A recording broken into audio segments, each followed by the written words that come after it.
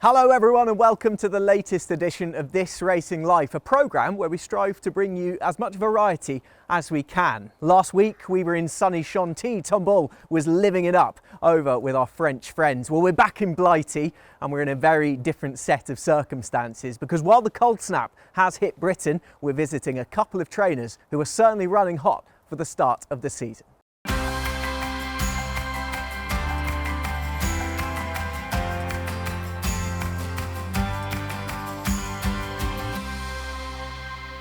Walkadina on the far side, so she's a nice filly. There's King Turgeon.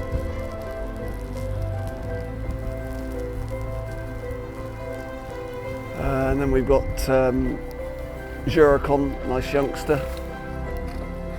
Nearest to us, and Neil Moon the far side. Another nice youngster just running a horse called Gentleman to Boot. Just running, well, he won his Irish point to point. And he finished third in his bumper at Newton Abbot recently. Back yourself and give him the honour. They're all different shapes and sizes and different head carriage, different actions. King Turgeon wears the hood. Is he quirky? He's just a bit enthusiastic at home. Enthusiastic, yeah, right? Okay. Yeah. So just to keep the lid on him, basically. He's very lively horse in general, lively in his stable. You know, you give him a few days off and he's even livelier. So so we just have to keep on top of him, really. Are you very conscious of the history that surrounds it? You're near. I think next year will be your 20th with the licence in your own right. Horses are coming up for the third time here. Yeah. I don't know. Possibly taking it a bit for granted because I've grown up with it. It's not until you look back now and you realise how hard it is to do what half of what my father did. He changed the way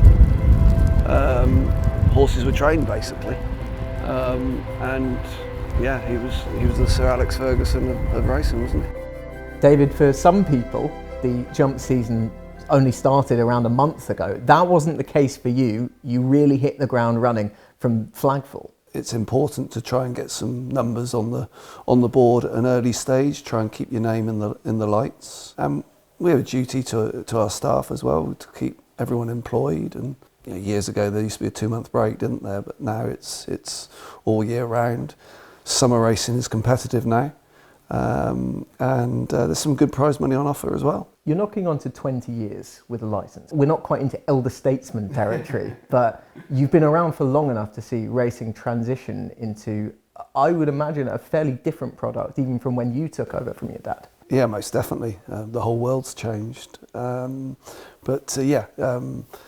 It's, as we say, all year round, very social media, and owners, quite rightly, like to be kept informed, and videos, and whether it's from me or from the jockeys. So that's a full-on job in itself, really. What do you think racing does well at as a sport? We constantly hear about prize money not being up to scratch, but we rarely hear about the positives from participants within the game. What do you think we do well? I think the welfare of our horses, I think now we do it extremely well, and we've improved over the years, as we should do, and we keep looking at it. So I think we are very good with that, and we will continue to make it as safe as possible. Obviously there's always danger when horses and jockeys go out on the racecourse, or when they're galloping at home. Even out in the field, horses can injure themselves, but I think sport does a very good job there.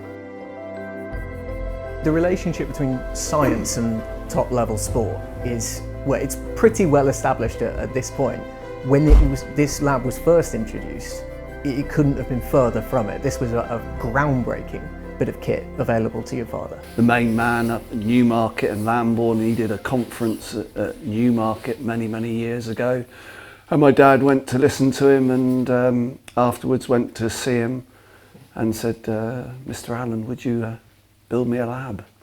And he sort of looked at him, because obviously Dad was no one at the time, and Barry came down and built us a lab and ended up working for us and living down here.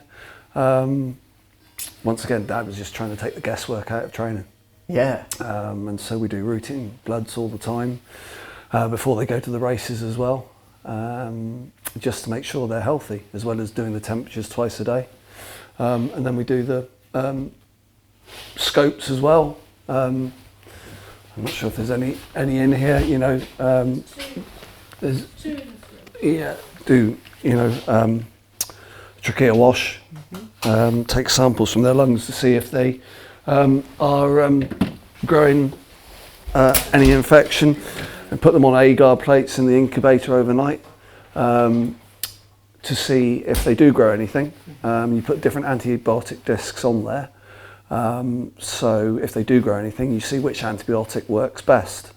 So the horses are treated better than humans, I think, because humans, you go to the hospital and they give you penicillin because it's the cheapest one, but there's no point in having penicillin if it doesn't work for that bug that you have. So just try and take the guesswork out of it, try and get the horse healthy as soon as possible, and then they can get back on the track. And as a human, you probably only go to the hospital if there's something wrong, and even if not, if it's just a routine checkup. It's not every day, it's not every week. This is fairly constant monitoring all the way through the season. That's right, yeah, we're trying to get these, every yard has bugs and going round. Doesn't matter whether you're in form or out form, and we're just trying to get it at an early stage to prevent it getting worse, and that would mean that the horse is longer off the track.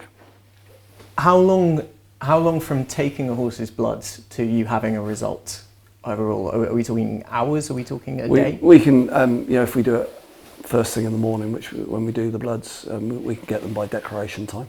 Right. Okay. Yeah. So we can hopefully make the right decisions more than the wrong.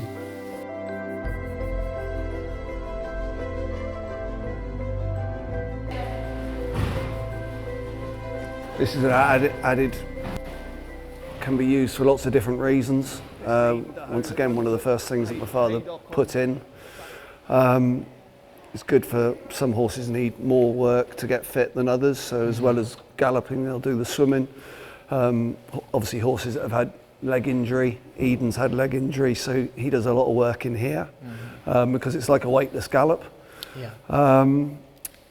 If you're going for a big race and you stand on a stone or something, get a bruised foot the week before, you can come in here and maintain your fitness and you have half a chance of getting to the races. I'm guessing like humans as well, some people would prefer going for a swim rather than a run. Yeah, that's right, and some swim after the gallop, and it's cold water, so perhaps we've actually been doing like the footballers and the rugby players do and have like having ice baths after matches now. So but it's it's great for lots of different reasons and variety as well. And those are the couple of things on the wall up there that they had in the Sporting Life about my father many years ago, so we just thought we'd put it up on the wall.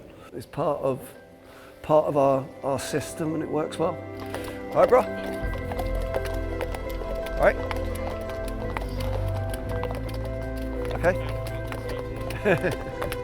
Before we close and talk about hopes for this coming campaign, how do you feel the last one went? I thought last season was a good season. We always want more winners, but I thought it was a good season. And you're always learning about how to train these horses. It's great seeing how other people do it as well. So I thought it was a good season, and it was important to start this one well as well, which we have. And now we need to continue it throughout the year. Is there a target in mind, or is it just let's see where it takes us? I think the target at the start of the season was 50. We didn't quite get there last year. So we'll work towards 50 and just try and keep them happy and healthy. And as I say, we've got a few nice youngsters coming through. How far they can go the season, later on in the season, we'll find out. Is there a dark horse in the yard? Is there one that maybe we haven't heard of yet, but probably will by season's close? I think Gentleman to Boot is a lovely youngster. He won his Irish point-to-point impressively. He finished third in his bumper at Newton Abbot. I can't believe he got beat that day when you're watching the race. So he's probably not this year's horse, but he's hopefully one for the future. Later on in the show, we'll be catching up with Neil Mulholland. He's just 15 minutes drive away from where I'm currently standing. We're in Bath city centre, outside the iconic Woods restaurant. This is a mecca for any National Hunt racing fan, with the decor from the vibrant conversation on offer. And if you've been here before, you'll probably be coming back.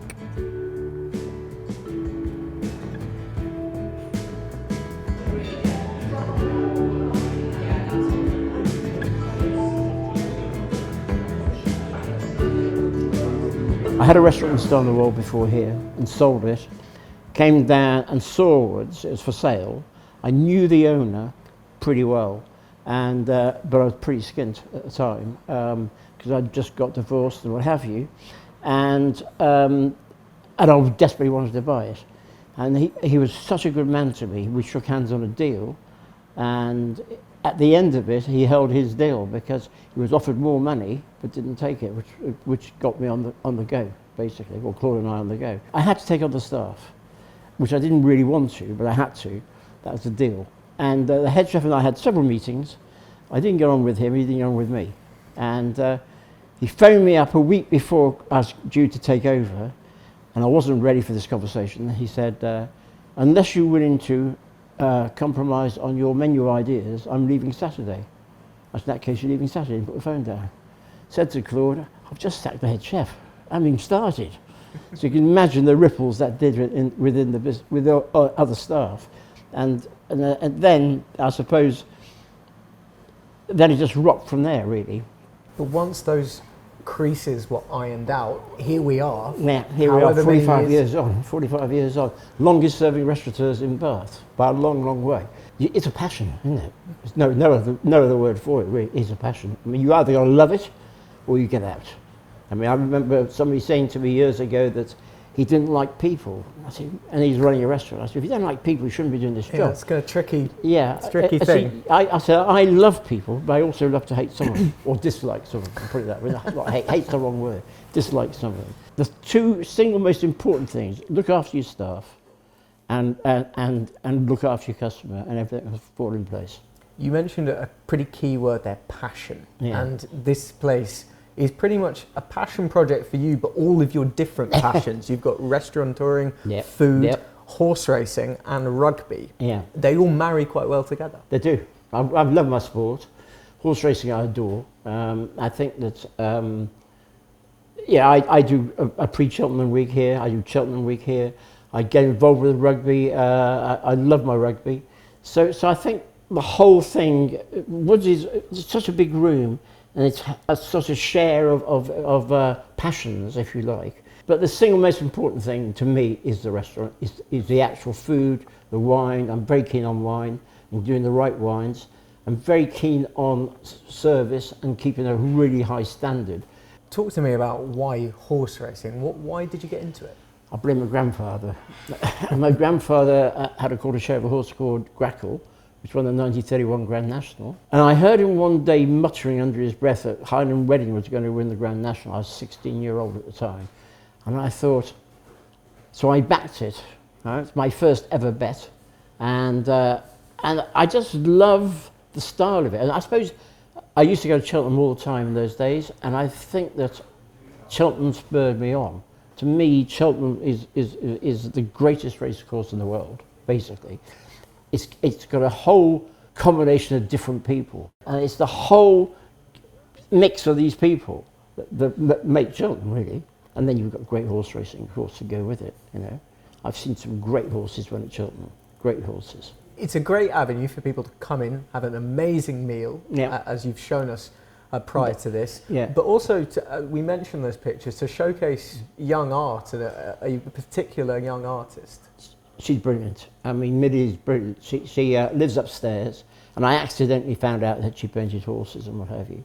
And we had a chat, and then one day I said, why don't you just do an exhibition here when I do Cheltenham Week? And she did a horse racing exhibition where we sold, I think she sold 3 paintings that day, or that week, And then I found out that she was taking pictures to art galleries in London and being charged 50% commission, and I thought, that's outrageous. So I said, you can have it commission free as far as I'm concerned. She's carte blanche, change the pictures whenever she wants to. I take mine down, she puts hers up. My partner and I have ridden for a very long time, so into our horses, and we found out that David down here was really into his horse racing. So obviously that was like immediately a match made in heaven. So yeah, we started coming down here for dinner and got chatting really. And I saying how I was an artist, painted horses, and yeah, David really kindly said, why don't I bring some paintings down? So I had an exhibition in March here over Cheltenham Week. We raised money for the Injured Jockeys Fund, which was really exciting, over £600. And yeah, I've now been very lucky to be able to put some paintings back up on the walls. Given that you live just upstairs, no one is probably better placed to talk about the intrinsic bond of horse racing and woods. Yeah, I mean, David is really passionate about it, and you know, he could talk to anyone about racing, I think. And yeah, you can just tell he absolutely loves it, and it's great sort of sense of community as well, because you get to know other regulars who come in who really love their racing as well, and the character as well, the family connections, the fact that it is family run, that sort of small business is just lovely. I think it's really unique. What is it about painting the horse that really gives you so much enjoyment and a want to show other people exactly the horse on the canvas? I guess it's that capturing that sort of personality of the horse I really enjoy, and the movement and the sort of energy, the feeling of being stood right next to them. So some of my paintings, I kind of interested in how I crop the painting, so it almost feels like you're getting the field of vision that you would get if you were stood there in person. So it might not be the whole horse, it might be just sort of the legs up to the nose, or sort of feeling like you're really stood there in amongst the action. I really love capturing that sort of, yeah, the excitement in some situations, like the racing ones, or the sort of tranquility, peacefulness of the horses if they're just stood as well. Well, what a difference a day makes. Down at David Pipe's yesterday it was all about snow. Today it is sun. You need sunglasses and you need to take your coat off. The summer was good for Neil, it usually is, 15 winners from May until August. The autumn's been even better with 24 wins, and he is slowly but surely adding to his £6.1 million of prize money he's accrued since 2008. If you look at our horses, Peltwell holds the record of 7 wins. I think as a trainer, I think we had 8 winners in a row, and yeah, quite often our horses aren't good enough to win a novice hurdle. And you know, you have to face reality really of where you are. You got to cut your cloth to suit yourself. But if you look at our statistics, people talk about statistics. It's very hard to talk about statistics whenever we're buying horses at the budget end, but we're trying to compete, because we've trained 39 winners so far this year. There's probably not 6 or 7 trainers in the country really. Overjump's trained nearly 40 winners, but they're not the highest grade of winners. But our owners probably haven't invested the huge money as some of the other trainers have. But our owners are happy. They're at a calculated risk. They're going racing and they're being competitive. And the likes of your, you know, I'm on my way. You know, she never won a point to point, but she's won, I think it's 4 out of her last 5 runs. She unseated one of those runs, so double powerful again. These horses are going racing and they're being competitive and they're picking up their prize money. And for us, that's all we can ask for, is for the horse to go and give the owner a good day out. We came here 12.5 years ago. Big changes since then as well, I suppose, you know, massive. Yeah, we rented it for the first 6 years. And then whenever we bought it, you know, you invest in it then, don't you really? So, yeah. When you buy the place, and like, you know, that building down below, that's all brand new. The barns are brand new, the sand school's brand new, you know. there's 2 walkers here. We've put another 2 walkers on board. Yeah, so you just invest a lot of money. But my 3 kids are at school here too, and we've got our life is just based here now, really, with the kids' sports, and it's a nice part of the country, isn't it, really? And we've got obviously lots of nice owners based around here too. And from a young age, you were proactive. At 12 years old, you did something that, well, for most 12-year-olds, it would be scarcely believable that they'd even think to do it. Just give us an idea of how you started to try and seek out your way in the racing world. Yeah, so I think what you're on about there is the letter I wrote to Aidan O'Brien. Aidan was champion jumps trainer at the time and in training in Pilltown. Obviously, what he is now is unbelievable, but even at that time he was breaking all the records. And myself as a little boy, watching the TV at Leopardstown and things like that, Aidan O'Brien, and you see all these little young footballers wanting to be a footballer, wanting to play for Liverpool, Manchester City and people like that. Well, I'm looking from the outside in, trying to think I'd love to be part of that. So I actually I wrote Aidan a letter asking him could I come and ride out for him or even work for him on my summer holidays, and thankfully they returned the letter with a phone call to invite me down. I think he gave you your first winner, didn't he? Yeah, he gave me my first winner. I was actually still at school, and I was in the fortunate position, and my father Brian owned the horse. My mum and dad trying to keep their son at school and me trying to go off and serve an apprenticeship. So we came to an agreement that we got a little horse called Potassis, who was one of Aidan's at the time, and that started me off. I went to the stole twice in 1 week. My mum Roisin brought me down on a Tuesday. I rode on a Tuesday in the stole. I went back to school in Belfast on a Wednesday and rode in the stole on the Thursday. I think that at that stage the principal was kind of thinking it's like day on, day off, and so that's when things, I suppose, kind of started the snowball effect from there. Yeah, geographically, these places are not next to each other, where you're going to school and then in the southwest of Ireland in Listowel. Yeah, and it's crazy, but I'm very lucky. As I'm from a very close family, which means the world to me.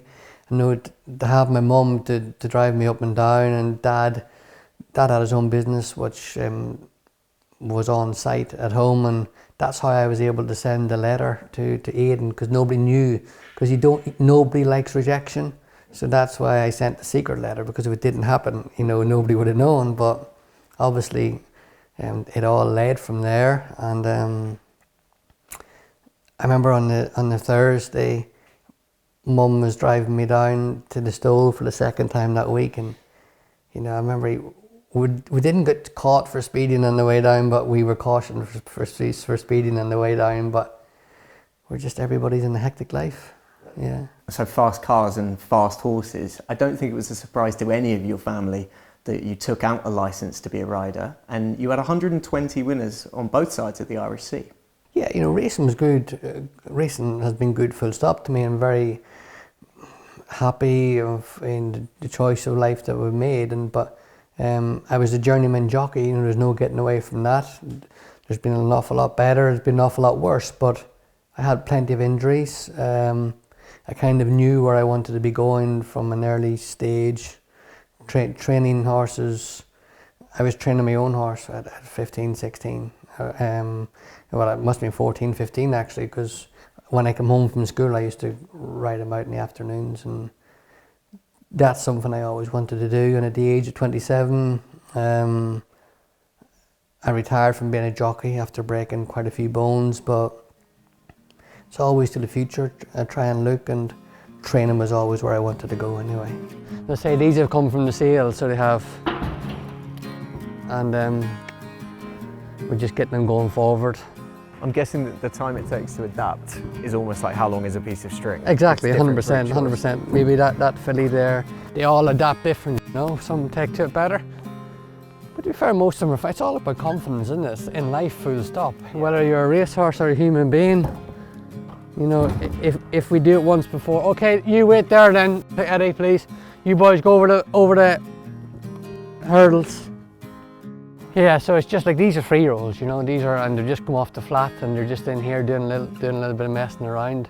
That's fine, Eddie, for her as well. Yeah, 100%. Just show her the hurdle anyway for next day. Just let her see. So, yeah, that's fine, lad. Thank you. And moving into the training ranks, everyone needs that marquee horse to really get them going and put their name out there. And yours turned out to be a horse you knew really well. It was Midnight Chase, who you'd ridden to win on debut over hurdles. Yeah, Midnight Chase, he was rated 163. Fantastic horse. He won at the Cheltenham October, November, December meetings, winning the good quality staying handicap chases. We've won the Argento chase with him then a couple of years later. Finished 5th in the Gold Cup. And in the hard time of, you know, your long run, Cato Stars, Demons, he's the horse that was just behind them in the Gold Cup.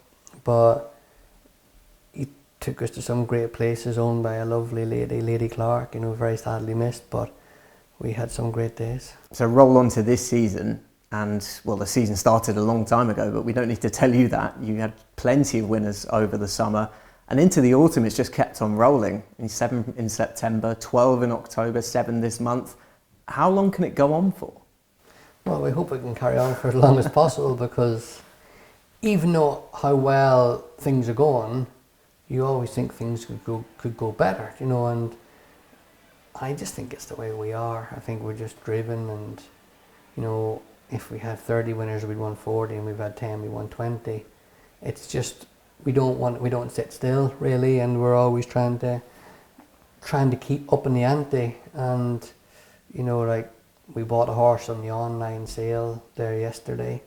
Horse hasn't arrived back here, but I buy it on spec, because we're always trying to, if I think there's something that I can look somebody straight in the eye and think this horse has got a bit of value, a bit of potential, and can do your job for you, that's what we're looking for. But those horses are hard to come by. Just finally, you mentioned the Cheltenham November meeting double. We know about Transmission now, all being well. We'll hopefully be seeing him at a spring festival, and hopefully at some point in between. We know Double Powerful, hopefully will keep on going up. Who haven't we mentioned this morning who you're looking forward to? Is there a diamond in the rough? Is there one that we might not have seen yet that you're looking forward to getting out? So we've got plenty of nice horses coming through. You know, even take for instance this week Blue Lash. She ran a cracker. She won 2 bumpers last year. She finished 2nd in the first run and Foss last over hurdles. But I wouldn't take anything away from that run. That was a very good solid run. We got some nice horses coming through, that, you know, Ike Sport, obviously he looks like he's a better hurdler than what he is a chaser. But and then you've got older horses, the likes of Conkwell Legend, who if he stands up, I think he can take part in the veterans final in Sandown in January. You know, on his Exeter run, he's as good as any of them on their day, and he's still not fully unexposed. So got some nice horses to run in some nice races. Lord Accord ran a cracker in the Badger Rail to finish 2nd. We finished 2nd twice with Lord Accord, but we finished 2nd to 2 Grade 1 horses, you know, like Frodham was the first one, you know, like proper horses, but we're tipping away at the bottom of the handicap, and they're finishing 2nd in some nice races. And you'll keep fighting on, no doubt. Oh, always.